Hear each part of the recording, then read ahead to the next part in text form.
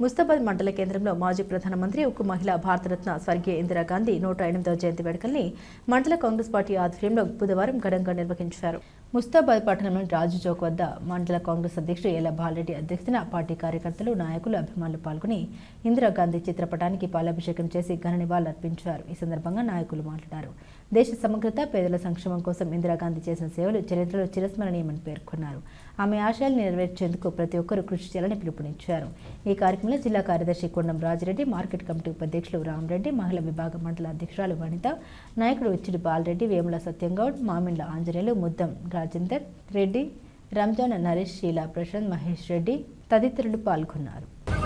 శ్రీమతి ఇందిరాగాంధీ వారు భారతదేశ స్వాతంత్ర్యంలో వారి తండ్రి చాచా నెహ్రూ జైల్లో ఉన్నప్పుడు ఆమెకు రాసినటువంటి ఉత్తరాల ద్వారా ఆమె ప్రేరేపణ చెంది ఆమె ఆ ఉత్తరాలను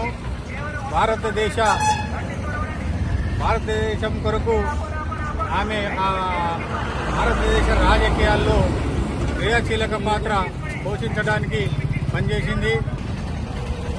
స్వర్గీయ ప్రధానమంత్రి, భారతరత్న గ్రహీత శ్రీమతి ఇందిరాగాంధీ గారి జయంతి వేడుకలు ముస్తాబాద్ మండల కేంద్రంలో మండల కాంగ్రెస్ పార్టీ ఆధ్వర్యంలో ఘనంగా నిర్వహిస్తా ఉన్నాం.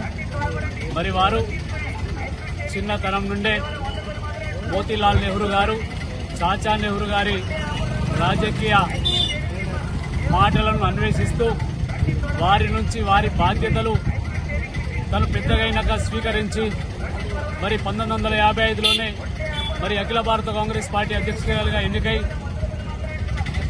నెహ్రూ మరణాంతరం ఇక్కడ దేశ ప్రధాని ఎవరు కాంగ్రెస్ ప్రభుత్వం ఏ రాష్ట్రంలో అధికారం ఉన్నా ఇందిరమ్మ ఇల్లు ద్వారా ప్రతి పేదవానికి కూడా ఇల్లు కల్పిస్తున్న సందర్భం మీరందరూ కూడా చూస్తా ఉన్నారు. ఇలా తెలంగాణ రాష్ట్రం ఏర్పడిన తర్వాత కూడా ఇక్కడ ఇల్లు లేని పేదలందరూ కూడా ఇలా 5 లక్షల రూపాయలు ఇక్కడ కాంగ్రెస్ ప్రభుత్వం, రేవంత్ రెడ్డి గారి ప్రభుత్వం 5 లక్షల ఇల్లు ఇచ్చి భరోసా కల్పిస్తున్నటువంటి ప్రభుత్వం ఇలా కాంగ్రెస్ ప్రభుత్వాలని చెప్పి తెలియజేస్తున్నాం. ఇలా పేద ప్రజలపై భారం పడకుండా వాళ్ళు ఆర్థికంగా, సామాజికంగా అభివృద్ధి చెందే దిశగా అప్పటి నుంచి శ్రీమతి సోనియా గాంధీ, ఇందిరాగాంధీ అప్పటి నుంచి కూడా ఇప్పటి వరకు కూడా కాంగ్రెస్ పార్టీ, కాంగ్రెస్ ప్రభుత్వాలు నిరంతరం ఇలా కృషి చేస్తున్నాయని చెప్పి తెలియజేస్తూ వారి ఆశయ శోధన కోసం ఎల్లప్పుడూ కూడా మేము కృషి చేస్తామని చెప్పి తెలియజేస్తున్నాం.